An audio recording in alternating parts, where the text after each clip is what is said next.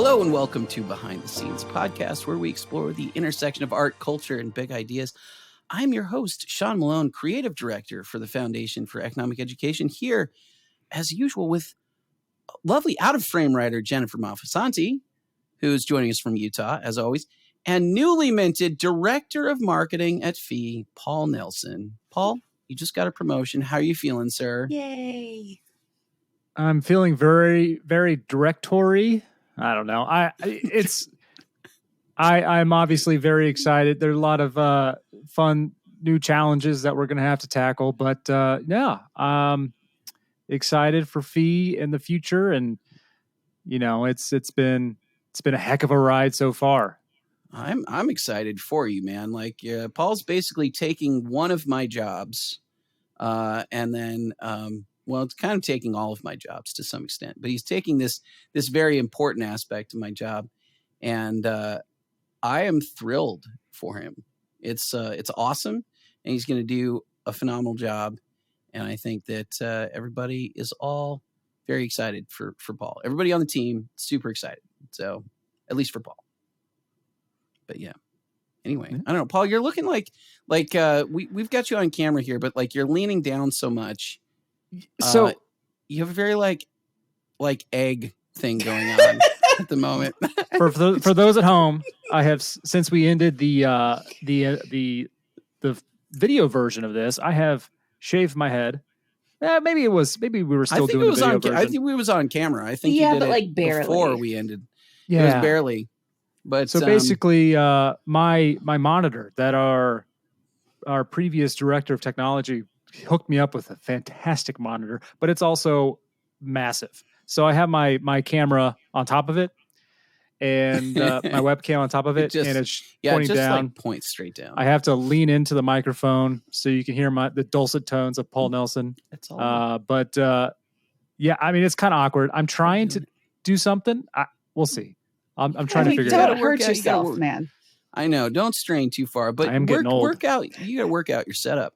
Oh, you're playing pickleball all the time. You're playing pickleball. Yeah. I mean, better shape than the rest of us, I feel like. Doing all the sports. Plus, Paul played college sports. Yeah. I don't know if everybody on the podcast knows that. Paul played some college sports. Yeah. Played football in college. That's how I got my got myself through college. Got yourself through college. Was it this? I don't know. It was a hard way it was an interesting thing to decide to do that to pay for college. I mean, it sounds good. I mean, I partly played in a marching band to pay for college. That was one of my I think one of my scholarships or whatever was marching band for the first year. But anyway, today on what I feel like is a very special episode of Behind the Scenes, we're not talking about one movie. We're not even talking about two movies or three movies. We're talking about, at minimum, 9 movies. And also probably some TV shows. We're doing something that Paul has probably wanted to do from the inception of this series. A definitive Star Wars ranking. And we're going to go through, I have 16 things on my list. Jen has, I have 15. Would you say 15? Yeah. 15. Paul, I don't know what you're at. I can't count that high.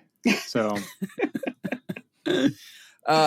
Yeah. So we're going to go through everything, and we're going to go, well, not everything, because we're not talking video games. And I think we've all left off the holiday special and Battle. Well, that's number one. Endor. We didn't need it.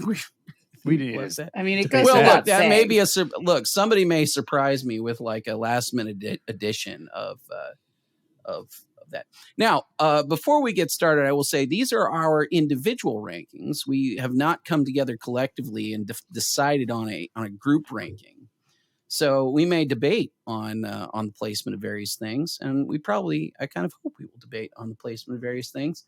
But yeah, I mean, I'm kind of looking forward to this. Like the reason we decided to do this, of course, is because I believe, Paul, there's a big series of Star Wars anniversaries coming right up.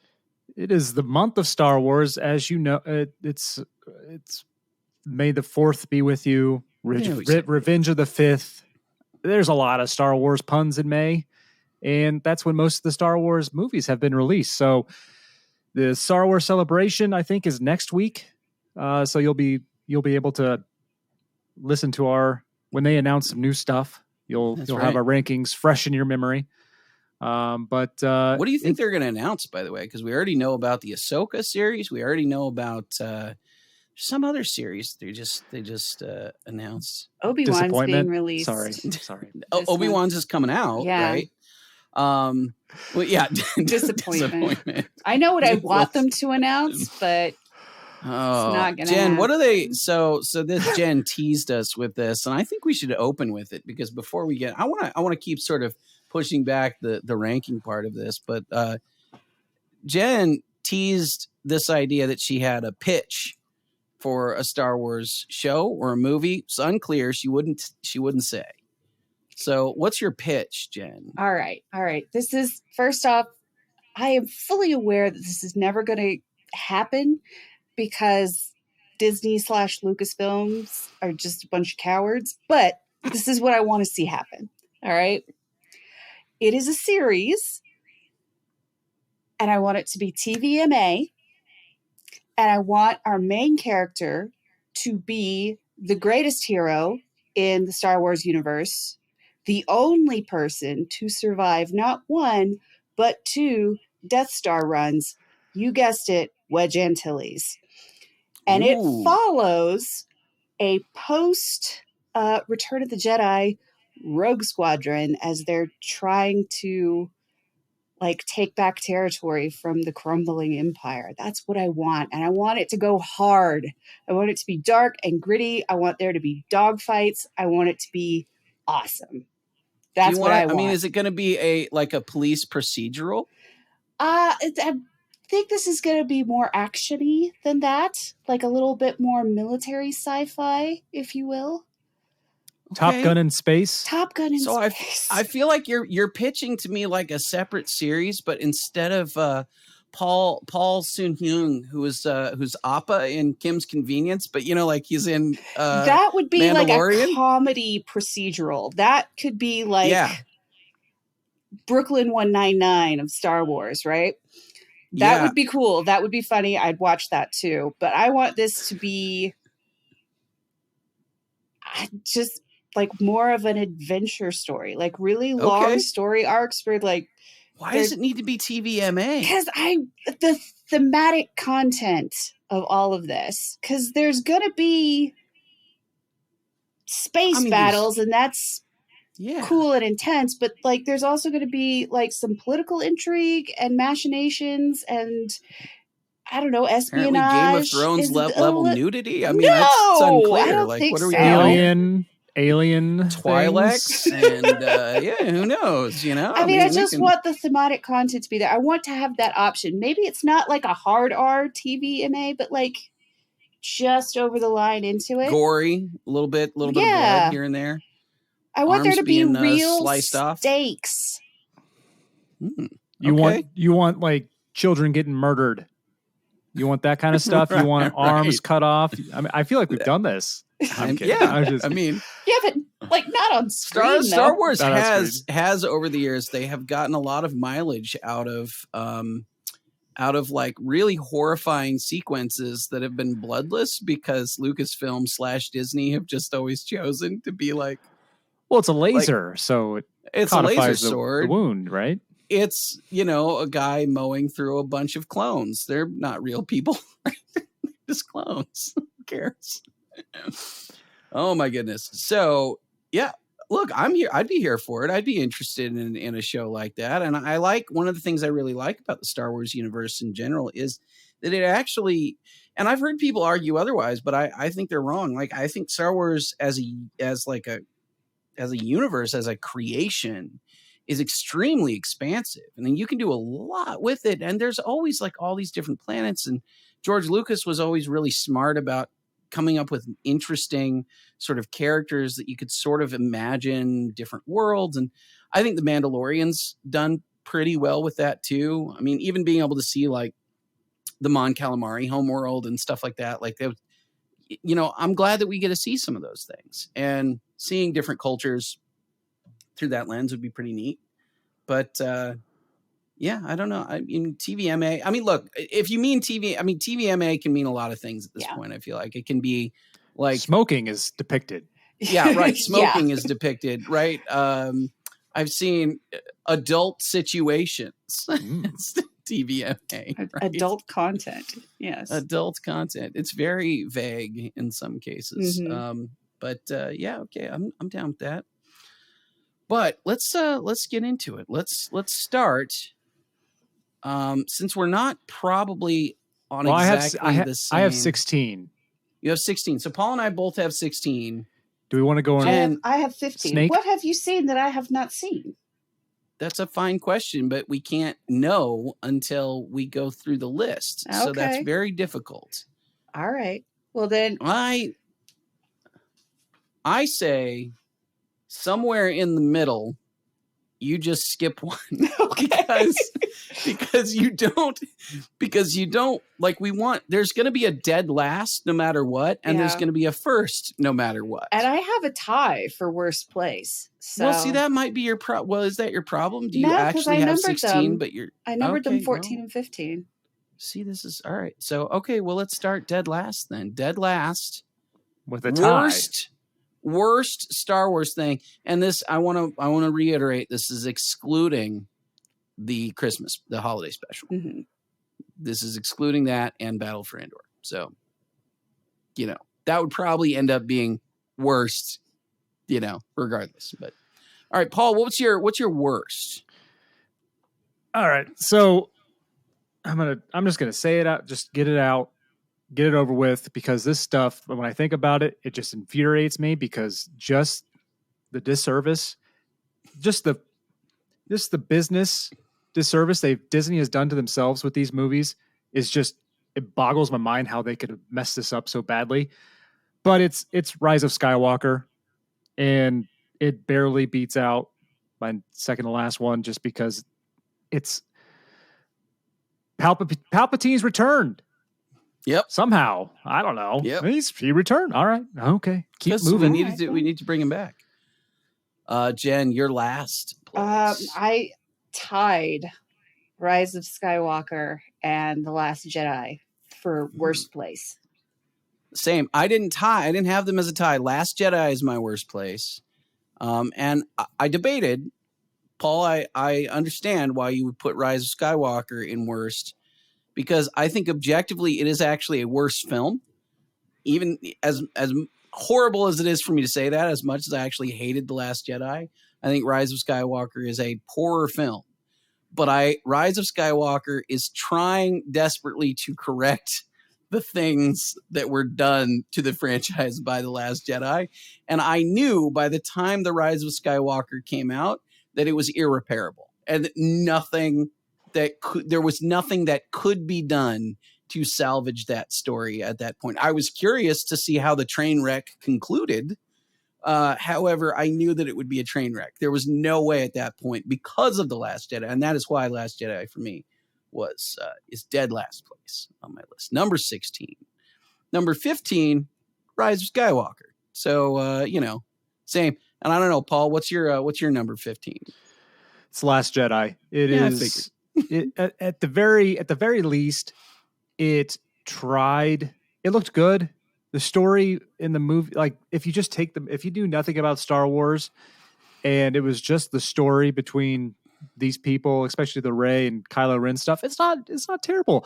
But you absolutely decimated the most important character, or maybe second most, depending on point of view, from a certain point of view, in the entire franchise. And I don't know how you do that. Like, it's just so baffling. Gosh, utterly baffling. I just gotta stop, guys. You guys are gonna get me going. It's I totally understand. Both I totally those understand. Movies like are just trash, and I'm so mad. I get so mad when I think about those movies.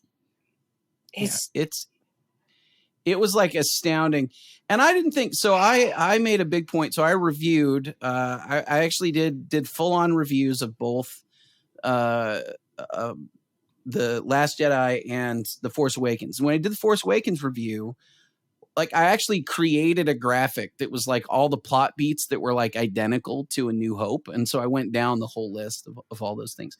But I said in that review, and I stand by this actually now, is that like all that movie had to do was look and feel like a Star Wars movie. Like it didn't have to like knock me out or like really blow me away or do anything like amazing, but it just had to be this feels right again. And I think it did that, even though it was extremely derivative.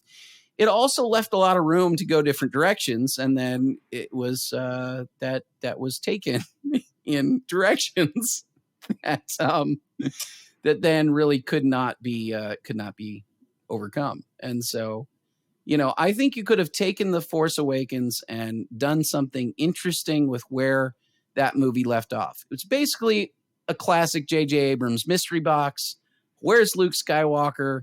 What's this Rey girl doing? Like, who are all these people? There's a lot of opportunity there. And all that opportunity was horribly squandered. And yes, so I think we're in serious agreement. What is your number 14? Start with Jen. Well, it's actually my 13. Okay, fine. Fine. Whatever. Fine. But it's The Phantom Menace, episode 1. Ooh. Interesting. I feel like that might be contentious. Paul, how do you feel about her choice of ranking The Phantom Menace that low? It's so okay. I think I have a different relationship than you guys do with these, especially the prequels. That's probably true. When it was the first movie I went to a midnight screening for in my entire life.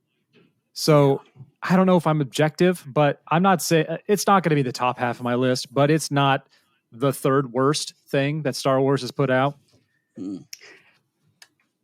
What, okay. Paul, is the third worst thing? Hold on. What is the third worst thing that Star Wars has put out? Force Awakens. I mean, it's fine. It's fine, but it sets in motion a lot of things that are just idiotic. And it's true. I to me, the most interesting characters, and they never even explore these, is Finn and Poe.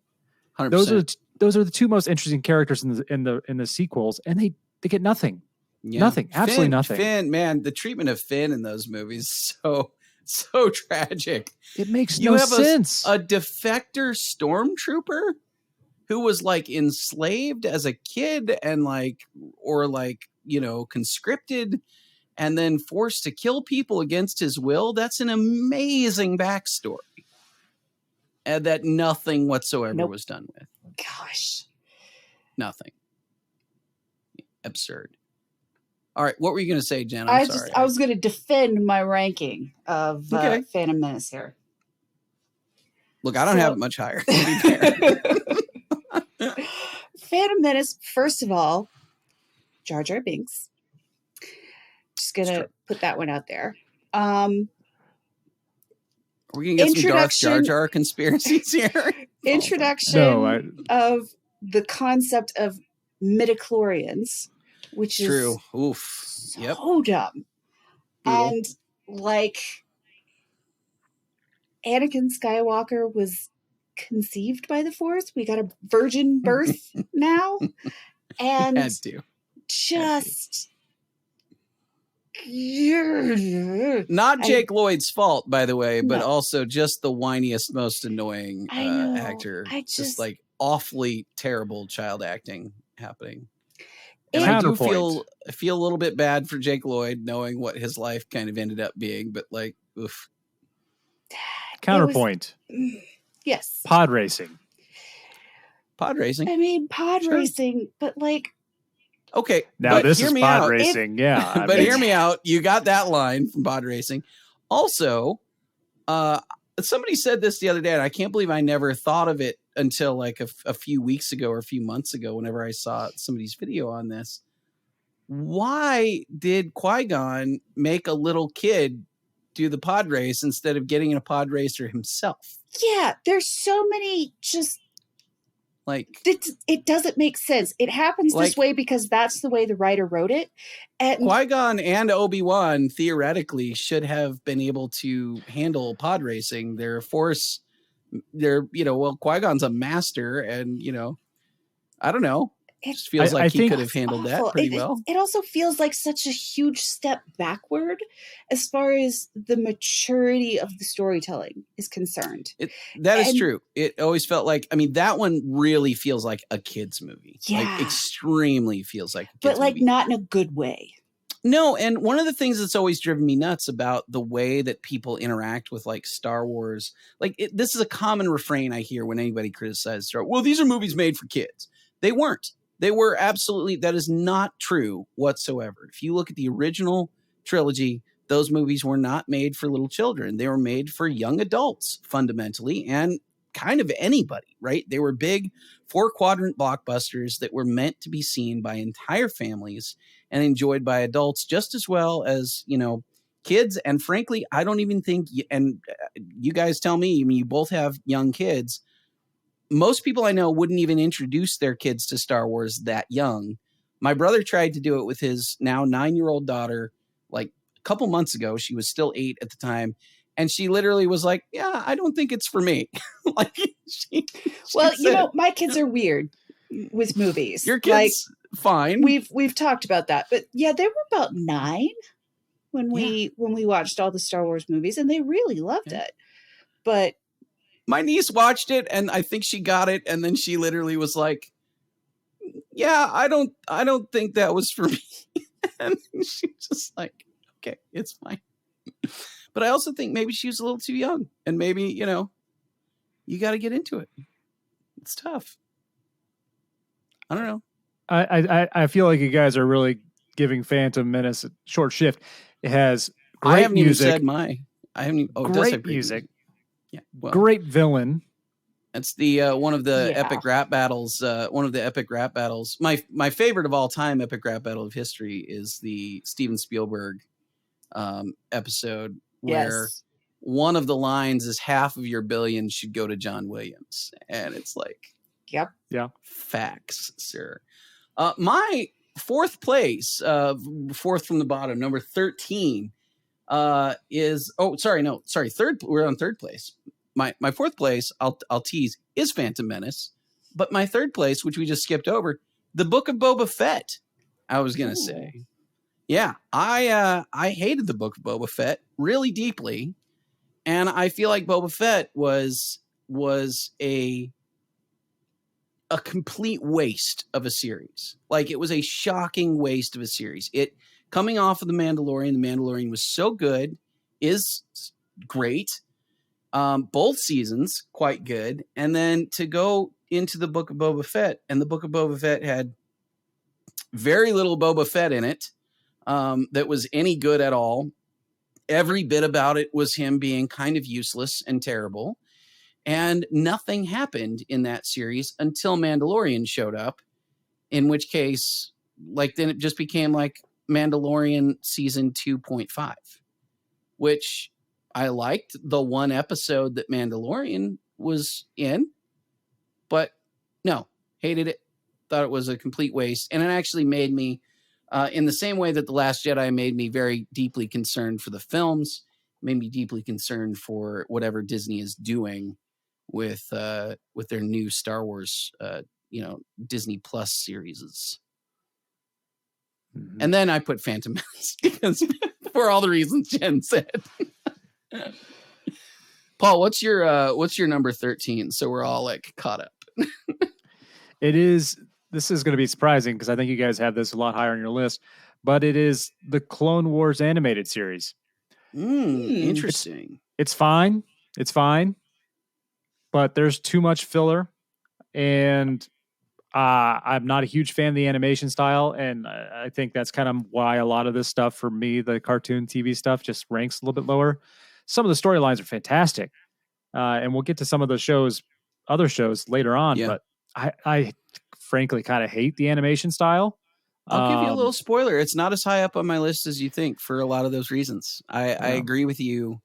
I think the Clone Wars has a tremendous amount of filler episodes, and it also has a lot of the worst stuff about the prequel series, which is a lot of like political discussions.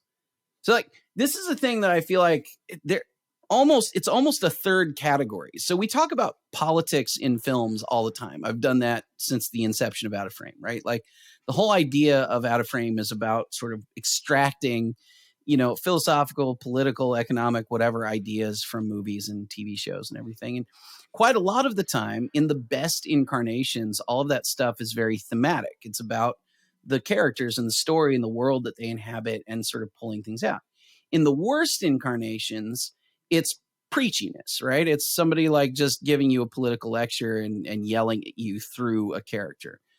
But I think there's a third category, and I think the Clone Wars is this, which is characters talking to each other about politics, giving each other political lectures, and basically just boring the audience to death. And my goodness, the Clone Wars has an awful lot of that.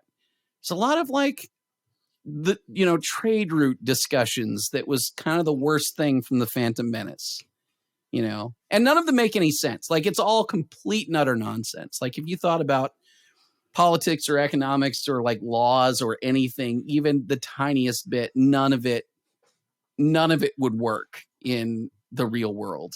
And yet it's a major part of that series.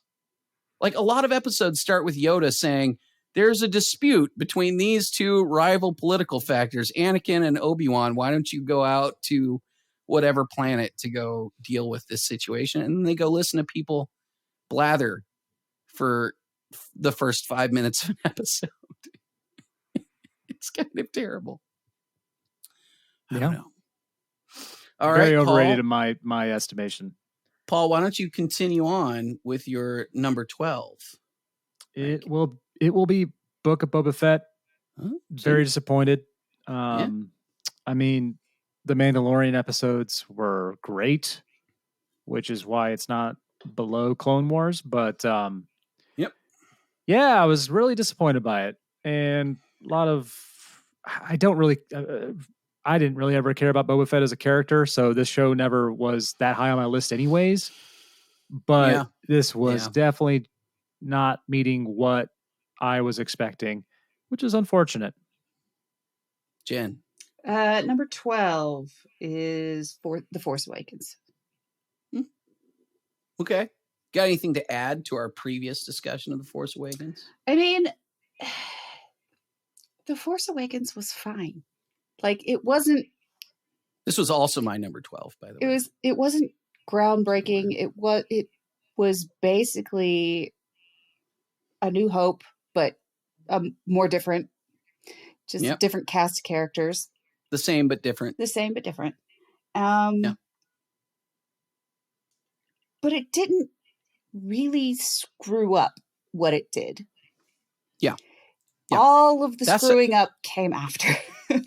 That is 100% how I feel about it.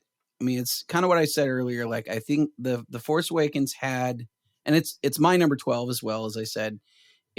I feel like it has a lot of good elements in that it brought back the feel of Star Wars. It brought it no longer had this like fake.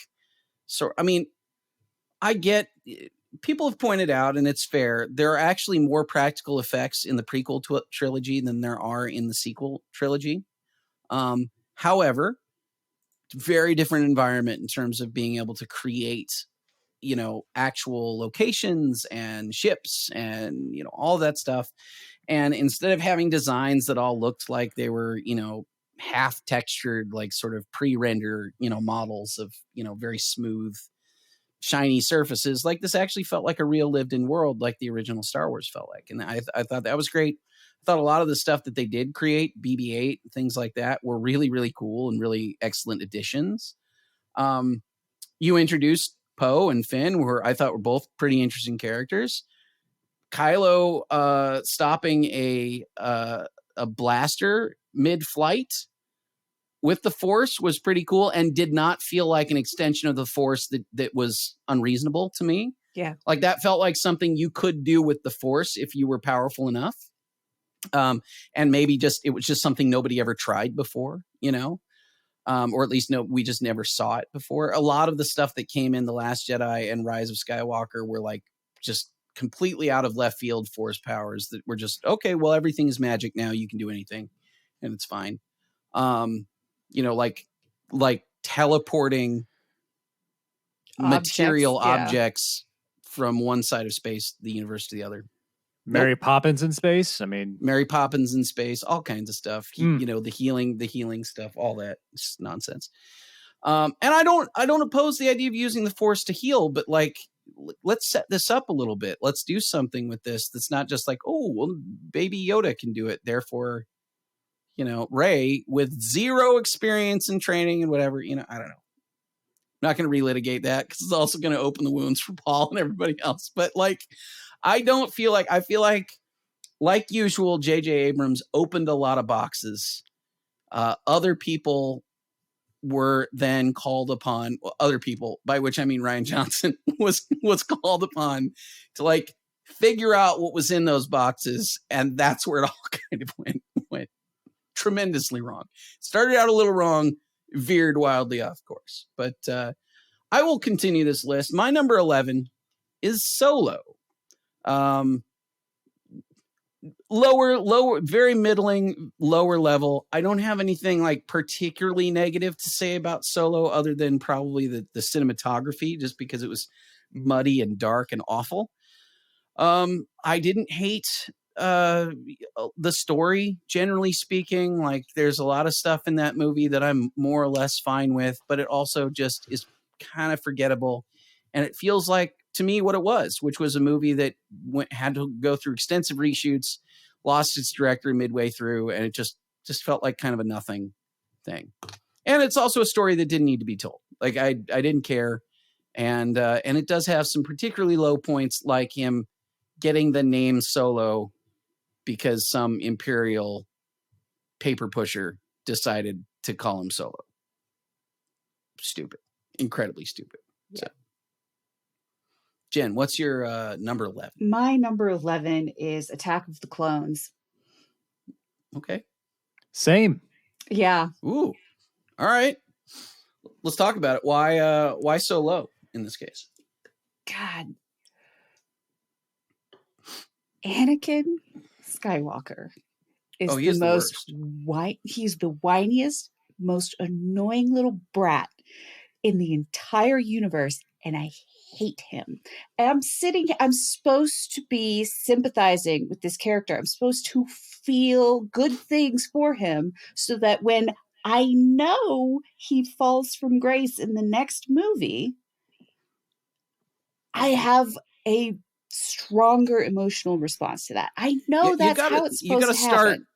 You got to start with grace. Yeah. To fall from grace. No, you gotta be there. He's just a brat. And also, Padme choosing Anakin Skywalker, who she is at least 10 years older than. First of all, creepy. At least 10. If we're being the most generous. Choosing that whiny little git when Obi-Wan is literally right there. It makes zero sense. I got to say, too, that would have been more interesting for the Anakin character because he's got a crush on her and likes her, and then she likes Obi-Wan instead. That would have been good drama. That would have been good drama. You actually have something there. And also, that's age appropriate, and she's not like a creepy, oh man, that's creepy. Predator? Creepy predator, and also like, but more importantly than all of that, if you take away the fact that she knew him when he was a little kid, like, and that was literally her entire formative memory of any of him. And like, hadn't seen him in 10 years and so whatever. Take away all of that. Just look at what he does in her presence. He hates sand. Nothing. He hates sand. He whines nonstop. He's a jerk to Obi-Wan. He's a jerk to the council. He's completely disrespectful to her. He then goes and murders a bunch of people. He murders all the sand people, and she knows about it. And somehow all of that is not a deterrent to her. She has horrendous judgment. Oh my gosh. Just truly the worst judgment. Anyway, Paul, what are your... Carry it forward from there, sir. Yeah, we're getting into the area of this list where everything's just fine. Like, nothing really offends me, so to speak. I mean, yeah, the Anakin Padme stuff is weird. It's also just a boring movie.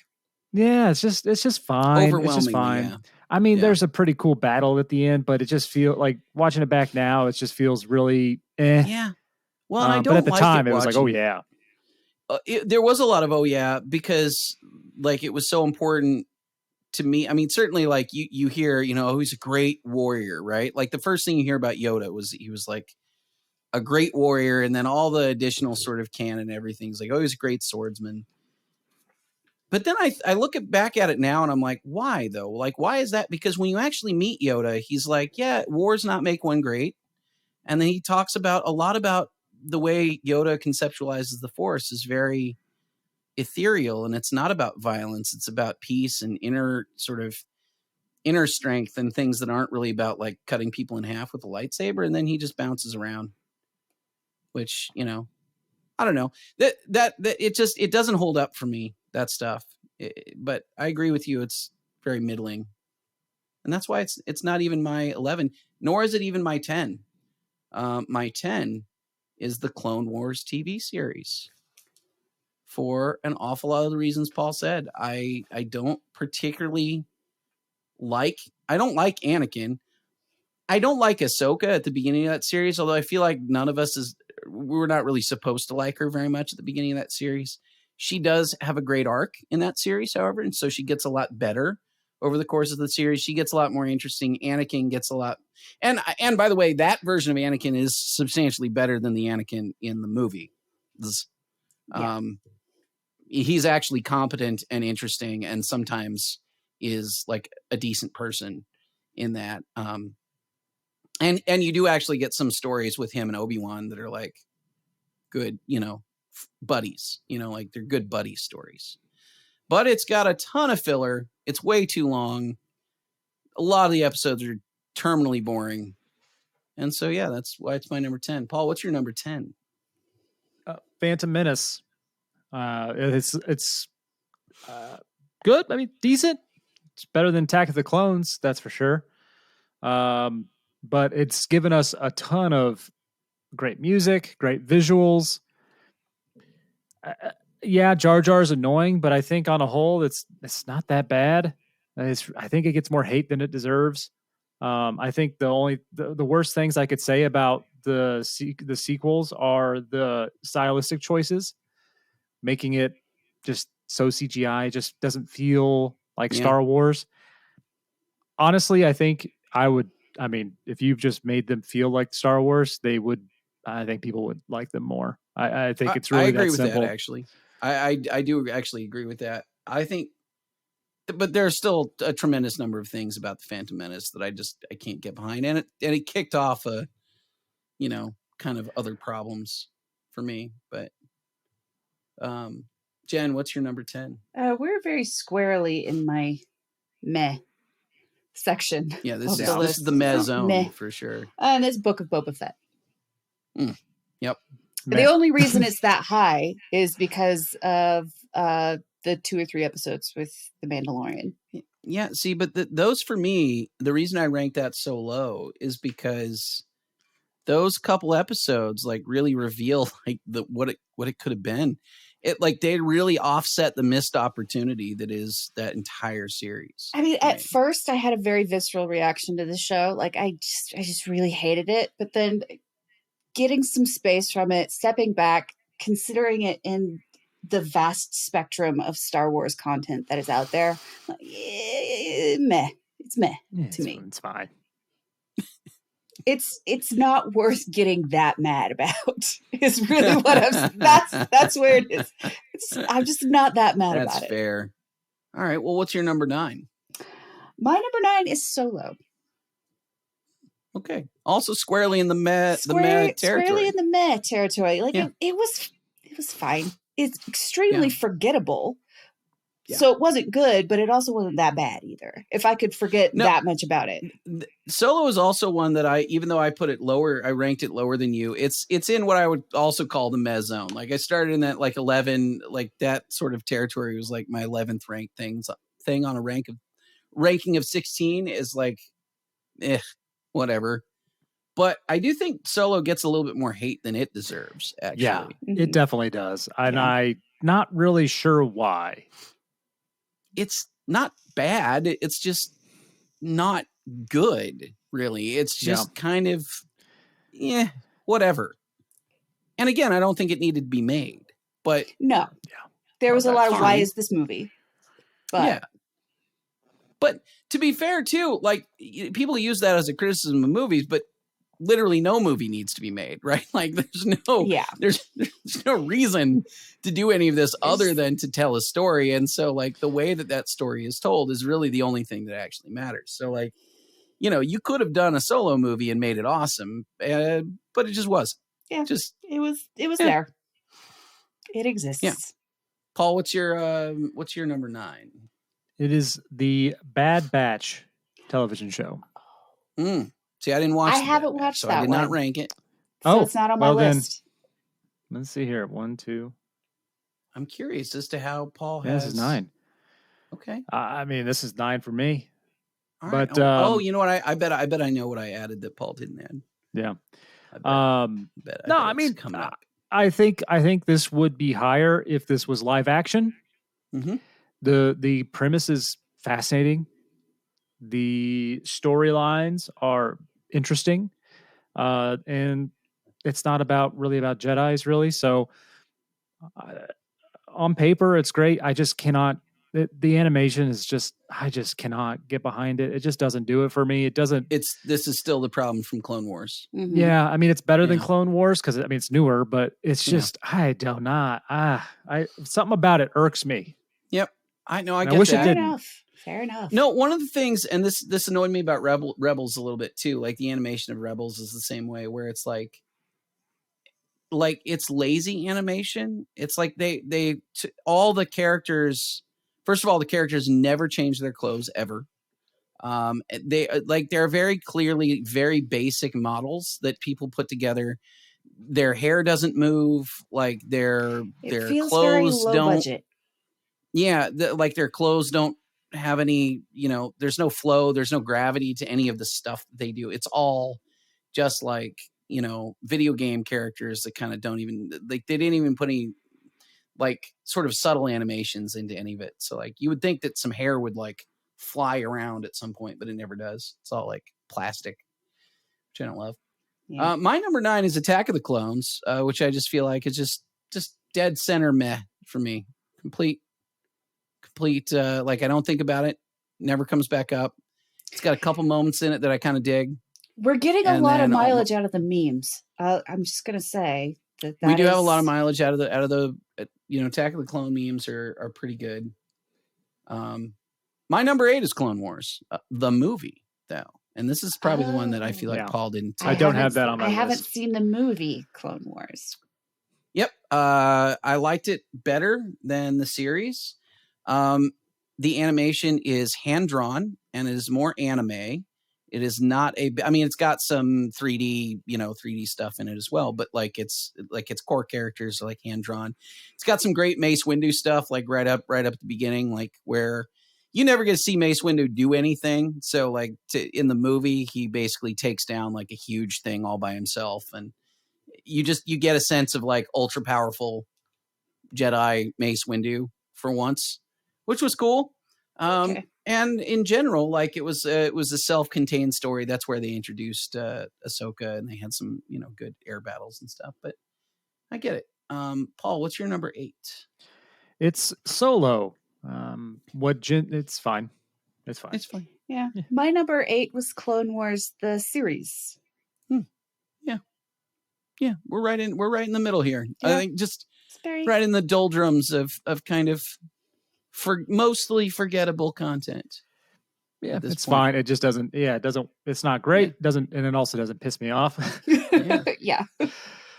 Now I feel like we're going to get into a more contentious mode here. I think we're going to start entering into the upper echelons of things, and I don't know if we're going to agree on any of this.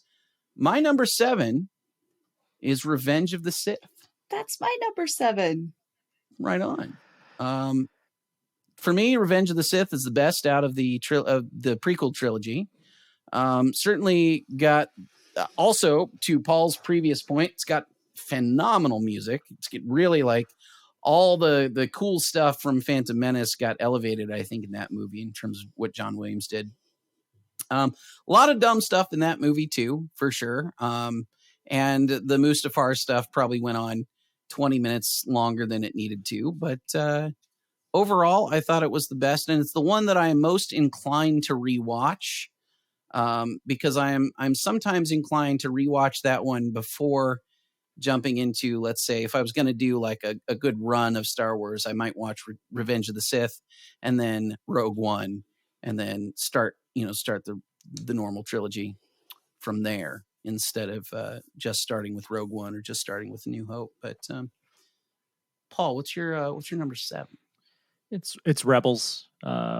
Again, Okay. same criticism, Bad Batch. The animation is just terrible, but the story is interesting. And yeah.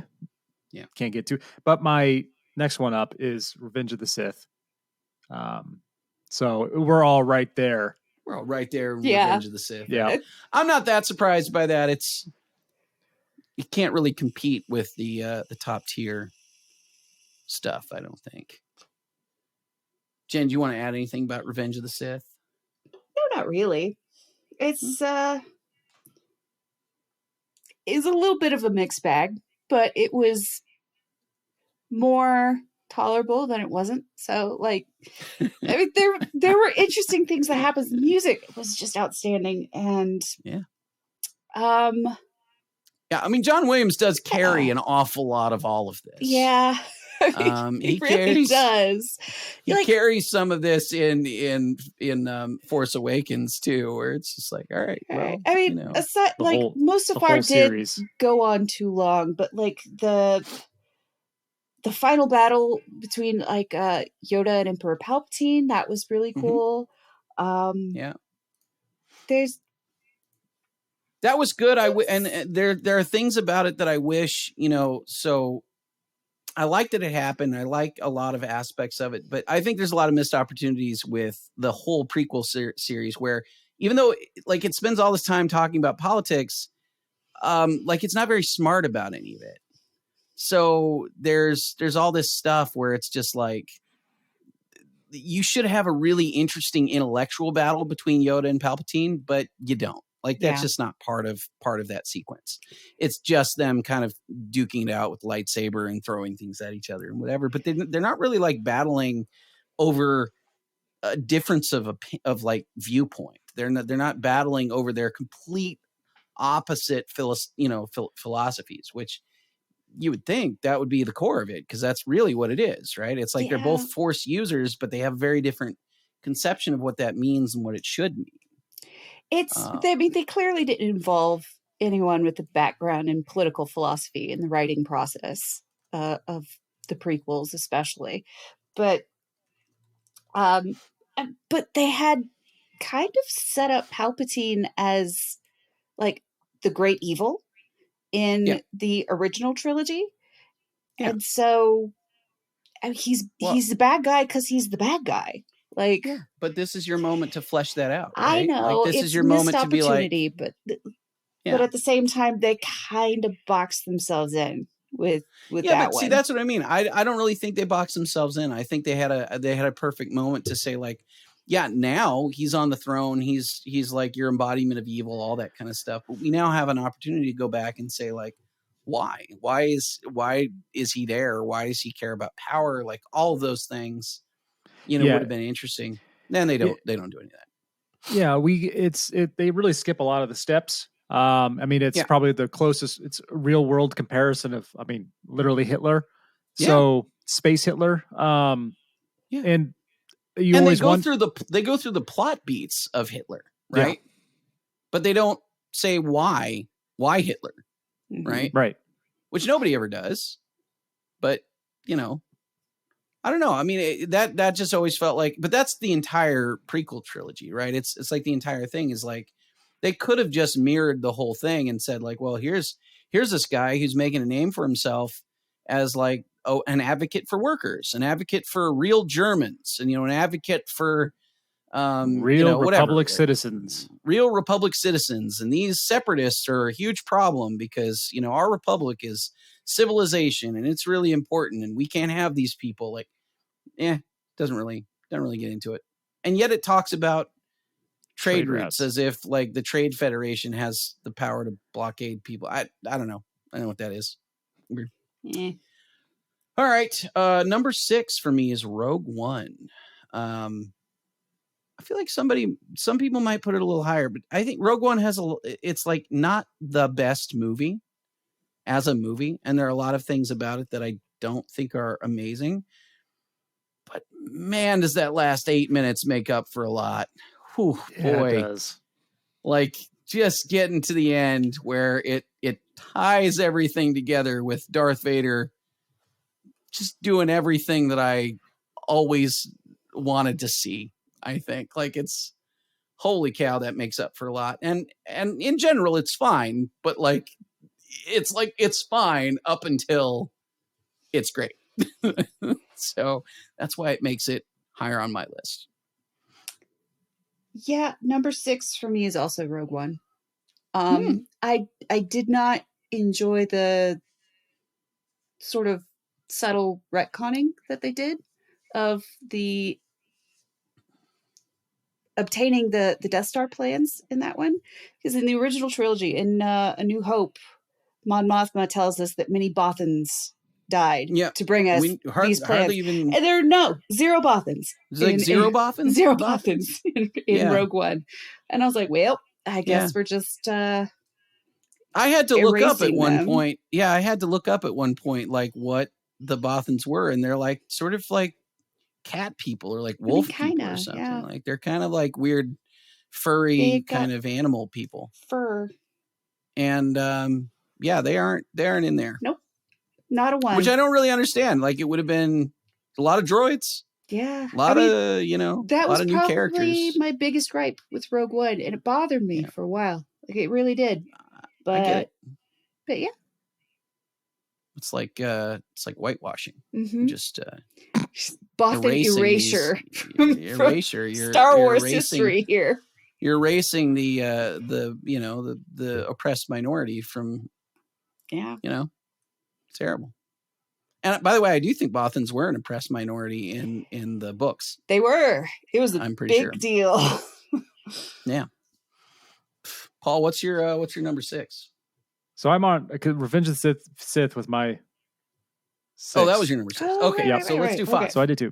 So my number 5, top 5 is Rogue One. I think it was a pretty heavy meh until the third act, and then it hit all the right notes. It hit the right notes. Yeah. Man, I know. And then not to spoil anything that I'll say in a little bit, but like to like sort of mirror that with Mandalorian. Oof, loved it. Loved that like alternate mirror. My number 5 was Rebels. I like Rebels. I don't have a huge problem with the story or with the animation like Paul does. And I really like the story. I think Rebels overall, and again, Rebels, much like Clone Wars, starts out in a place that Ezra's a little annoying to me, and I don't really like him as a character, but I do like a lot of the other characters right away in Rebels. And Ezra gets better and cooler, and a lot of the other characters get fleshed out more. And then by the end, it's like it's actually really tied into everything else in a way that I thought was really smart. And I think it showed why Dave Filoni should probably be handed the keys to some other stuff. I really think Rebels proved that Dave Filoni was the right guy for like The Mandalorian, for example. Yeah. My number 5 is also Rebels, and I really don't have anything else to add to that. I mean, you covered it. Are we on number 4? Paul, what's your number 4? It is Return of the Jedi.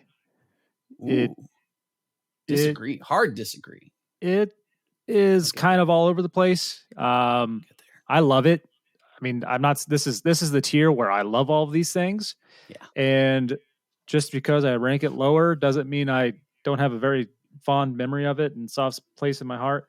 But as of the original trilogy, it's the weakest storytelling wise, and there's just parts of the movie where I'm like, can I just fast forward? It's It's still great. It's still a beautiful movie. The music is, of course, great. And the storytelling, bringing together the entire arc of what we even now know with the sequels for Anakin was Skywalker. The end of the arc. Was in fact, the actual end of the arc. Yeah. It was, as we know. It was really great. I am not going to debate this now because I will debate it later when I get to my part where I rank. But I have serious disagreements with some of that. Jen, what's your number 4? My number 4 is The Mandalorian. Same.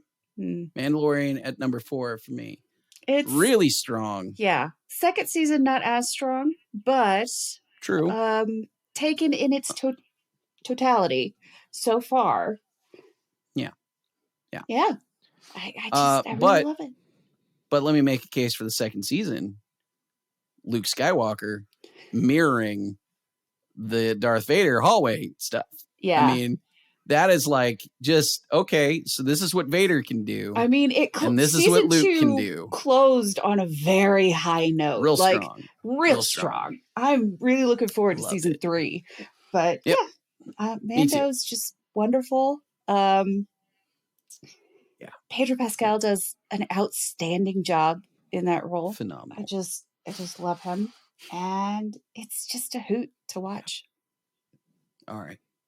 My number 3 is A New Hope. I feel like this might be a little contentious, but while I think it is objectively the most important Star Wars movie ever made, because without which there would not be any of the others, it's also a very strong story overall. It's also a little rushed as a movie. If you really watch it, it's a very lean movie, and there's good things about that. We're into this territory where everything is great, and I love all of this, exactly as Paul said. Like, I'm not knocking this at all, but there's a lot of stuff that is unexplored in that movie and that rushes by very, very fast, and that sort of you skate through some things that I wish you didn't in that movie. In particular, some of the Obi-Wan Luke stuff, I think if that had been developed a little bit more, I think if the Force had been developed a little bit more, I think I would never do this because we've seen what happens when you alter these movies. And I like the originals in the original format, but man, watching that lightsaber battle with him and with Obi-Wan and Darth Vader at the end it's real rough when you look at literally any other lightsaber battle in the entire series. And it's pretty weak as a result. And I understand it's Alec Guinness. He was very old at the time. And, so it goes. But like, man, that like it kind of undercuts a little bit because it just feels really like kind of lame in comparison to almost everything else. But that's my reasoning for putting A New Hope at number 3. But Jen, what's your number 3? I mean, I don't necessarily disagree with any of your criticisms of A New Hope, but my number 3 is Return of the Jedi. Okay. There are some weaker bits. The whole Ewok thing is a bit much.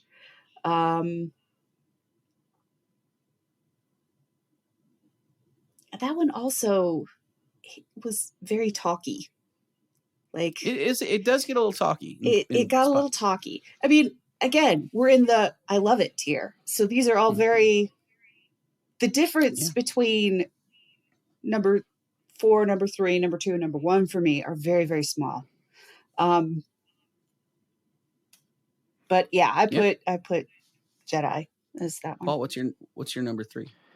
The Mandalorian. It rekindled my love for Star Wars. I didn't know that was going to be possible after the sequel movies. And it is, to me, the prime example of what Star Wars can be. And obviously not every story is going to hit. You can't expect that. But Star Wars has this special quality where just because of the setting, you can tell very simple stories and it makes it seem fantastical. And that is when Star Wars is at its best. You tell these stories that we love that humans have grown with for eons, but you put them in space with some Beskar armor, and then all of a sudden, it's the second coming of Clint Eastwood. And my gosh, here we go. I'm in. So Yeah. I feel like I hope Star Wars goes more to that. We'll see, but yeah, that to me that is the formula for Star Wars. This is why I think, going back to Jen's pitch at the beginning, I think you could 100% do a cops show, or like The Wire, but with Wedge, Okay. intergalactic cops running around solving border disputes, justified with Okay. with Wedge. You could totally do that though, because the universe allows for it. Like it's expansive enough, and because there's so many things in it, you could do that. You could do a Star Wars thing that is all set in like on Coruscant, right? Mhm. Like it could all be this Blade Runner-y type of situation. There's all kinds of things you could do. My number 2, and I think I'm going to get hate for this, is Empire Strikes Back. And my number 1 is Return of the Jedi. Let me hear your 2 and 1s, and then we'll talk about why. Paul. Jen? Oh, okay. My number 2 is Empire, same as Sean, and number 1 is New Hope. All right. Listeners, you cannot see my face. I am so shocked and disappointed. Shocked. My number 2 is A New Hope, and my number 1 is Empire Strikes Back. So I figured. So why, you ask, do I put Return of the Jedi at number 1? One, it's my favorite. Like, just on a purely personal level, I enjoy it the most. It is my most rewatchable Star Wars. It's also where John Williams actually wrote some music for Return of the Jedi that is unique to Return of the Jedi, that is amazing, and stuff with the Force and Luke and Yoda and stuff that's just absolutely spectacular. The reason that it's my number 1 is because it sticks the landing in an amazing way, and the entire battle between Darth Vader and Luke Skywalker at the end of that movie, and I don't just mean physically. I mean, physically, it's an awesome fight sequence. Like, it is one of the greatest in cinema history, one of the best sword fights that's ever been put to film. But it's an emotional fight. It's everything about it is the culmination of this father and son relationship, this philosophical relationship, this the mission that Luke started on to rid the galaxy of the Empire. All of that is coming together at the end of that film. And yeah, there's a lot of other stuff going on, right? There's Ewoks, and there's the Wedge stuff with Lando, and all those things are happening all at once, which is also pretty impressive because they're weaving together a whole bunch of stories simultaneously, which works pretty well. Also all the Jabba's palace stuff at the beginning, all that stuff is great. But the thing that makes it the best to me is that final culmination of the entire story arc for everybody involved. And it's actually done in an emotional way. Unlike, you go back and you look at any of the other of the core 9 movies, every other time they have this sort of final battle, either within a movie or within a trilogy, right? It is almost meaningless. People's hitting each other with sticks basically the entire time. And it's not an emotional fight. This is. And this is the only time, I think, in Star Wars where that is really true. It's true a little bit in Empire, but Luke doesn't know enough in Empire. Like, in Empire, all the fights in Empire are like Luke basically getting beaten up by somebody who's dramatically better than he is, and that he's just wildly unprepared for. And that's great. And that movie is extremely well made on every level. But the only thing that so many trilogies fail in their final installment and become disappointing. every other Star Wars trilogy, I feel like it's disappointing, right? But this one isn't, and I think it's because of that. I think it's because Return of the Jedi stuck the landing, and so that's why. That's why it's my favorite. Anyway, I mean, hard to argue with that reasoning, but I mean, you're wrong. So, but Paul's gonna try anyway. Let's go. Let's do it. So Look, Empire, I know I'm an odd man out on this. No, Everybody. First of all, by the way, Paul, you're also an odd man out because everybody ranks Empire as their top Star Wars movie, and I understand why they do. But, yeah, I do too. And frankly, I think Return of the Jedi would, for most of my life, would have ranked number one for many of the same reasons Sean stated. Just because, it's awesome. I mean, the space battle alone is amazing. Best effects of that trilogy too. By far. Yeah. Like Empire, I feel like it's good. I mean, it's great. I don't want to shortchange it, but it's the stakes are upped, but they're not galaxy shattering yet. And New Hope, the reason why I put it number one, and this might be just taking in more of outside of just the movie itself, but just the how it shaped culture and how it shaped movies, how movies were made afterwards, how it shaped movie music afterwards. It is such a critical film in the history of cinema that without it, one, you don't get Star Wars, but what else don't you get? What other music don't you get that has totally shaped things that we probably couldn't even think of? Yeah. And it is just one of those, it's just, even though it is, like you said, rushed in some places, it never leaves you wanting like, man, this is kind of dumb. Because, I mean, if you really stop and think about it, it's kind of dumb. But, man, and the effects for 1977 wow. I mean, it's just, it still holds up and it puts the sequels to shame. And they're using little models. And it's just, every piece of it is storytelling wise, great. The cinematography, great. The relevance, there's no other movie that's more relevant ever, I would argue. So it has to be number one. Yeah. I went with Empire as my number one because it is among the best second acts that I have ever seen in cinema.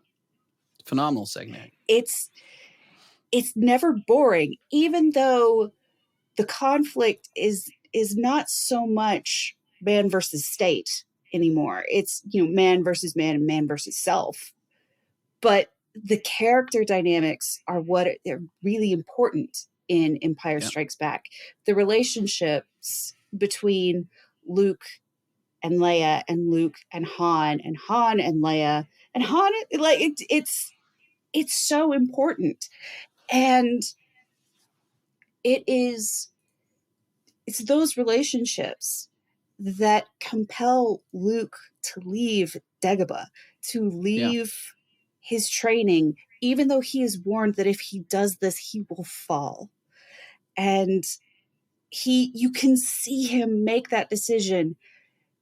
It doesn't matter if I don't fall, if I can't save my friends, if I can't save the people who mean the most to me. And it's such a heroic choice. It's such a sacrifice. And the reveal at the end of Empire, when Darth Vader says, "No, I am your father," and just realizing that one of the most important people in his life, even though Obi-Wan was only there for basically no time, just he's been lied to his entire life by the people who mean the most to him. Not just Obi-Wan, but also his aunt and uncle, Owen and Beru. They told him that his father was dead as well. And not only, so they lied to him, and that's heartbreaking, but he wants to be mad at them about it, but they lied to protect him because he's Darth frickin' Vader. Like, the galaxy's boogeyman, like, of course you're going to keep that from a kid. Of course you're not going to tell this child that you're raising that his parent is the most feared man in the galaxy. Like, there's so much just character-based conflict in that movie, and it's so beautiful. And if I'm going to pick a Star Wars movie, if I get to just one to rewatch of an evening, it's probably going to be Empire Strikes Back, because that's the thing that I find most interesting about these kinds of stories. All solid points. Yeah. I think this goes to show in general that, like, there's a reason that those three have this, 45-year staying power, right? Yeah. Yeah. That's why people care so deeply about this franchise. Yeah. And there's not, I mean, we will go another 45 years and people will still be having this conversation at some point. It's, none of us, I mean, Return of the Jedi came out the year I was born, and, for, you guys weren't even born when either, any of the three came out. And then even, for the new ones, it's just like, it's crazy to go back and think about this way. So I really don't think about this way. Think about this way with almost any other film. Like, there's no other film from the 70s or from the 60s or the 50s that I feel connected to in the same way that I feel like I've always felt connected to this. Even some of the things in the sort of similar vein, which is going to sound weird for me to say it this way, but like Indiana Jones, which I watched a million times when I was a kid, phenomenal adventure movie, but I do not feel as inspired as a creator, as a filmmaker, as whatever, as I do with Star Wars. Star Wars felt like it just opened up an entire world of opportunity for creativity that just didn't really exist before. And it holds up. It still all holds up.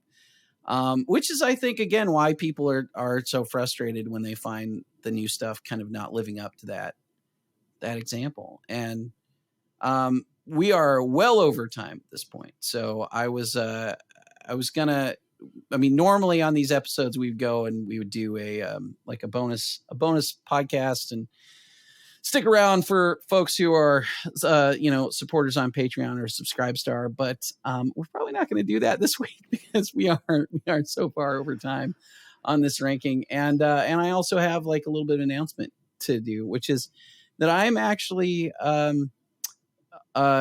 leaving Fee at the end of the week that we're recording this. And this will be not our last episode of this show, but our second to last episode. And so next week, we're going to do one more episode of the Behind the Scenes podcast. I am then going to go off and become the executive producer for a company called Return on Ideas. And I'm very much looking forward to that. Happy to talk with anybody about that on Discord or wherever else they want to talk. And then Paul, as I kind of said at the beginning, is going to be taking over for me at Fee, and I'm very excited about that. But it's going to be a little difficult for us to keep doing a regular like Monday recording, or like whenever we actually have to record on podcast episodes. So we're gonna have to figure out something else instead of that. But that said, I've loved doing this, and I've loved like hanging out with these folks, and we will continue to do that, but it's probably not quite as frequently or as regularly as we have been in the last couple years. But with that said, I don't know, Jen, Paul, do you guys have anything you wanted to kind of take us out with here on what is like our second to last episode? Oh man, this podcast has been such a ride. Sean, I know you and I had been kicking around the idea of this podcast for over a year before we actually figured out how to make it work. And Paul was the addition that we had been missing. And it has been an adventure with you two. despite the fact that I have been the only one to carry the hair game forward in this group. But we all make sacrifices for the people that we love. And I wouldn't have wanted to do this series with anyone else. Same. This has been, I think it's worked. And I think you're right. Paul was kind of the missing piece in all of this. I think he counterbalances a lot of what you and I sort of innately would be very always or just sort of in agreement on. But I think that's been one of the greatest aspects of this for me.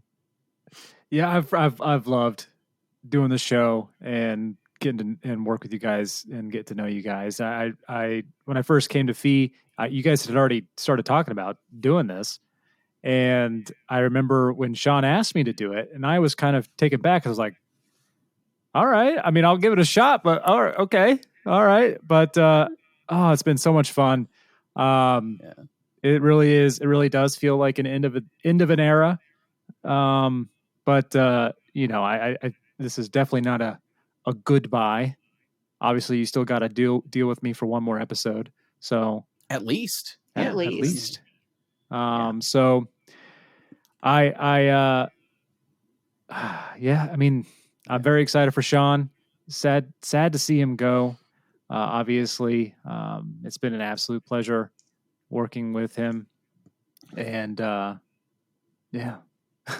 Well, I appreciate it, guys. The I don't want to be all maudlin on this or even on next episode, because like honestly, I've had a blast doing this with you guys, and these conversations have been some of the things I really look forward to every week. Like they're like I have a nobody really understands like my schedule. My schedule tends to be extremely packed, and it's a lot of meetings a lot of the time.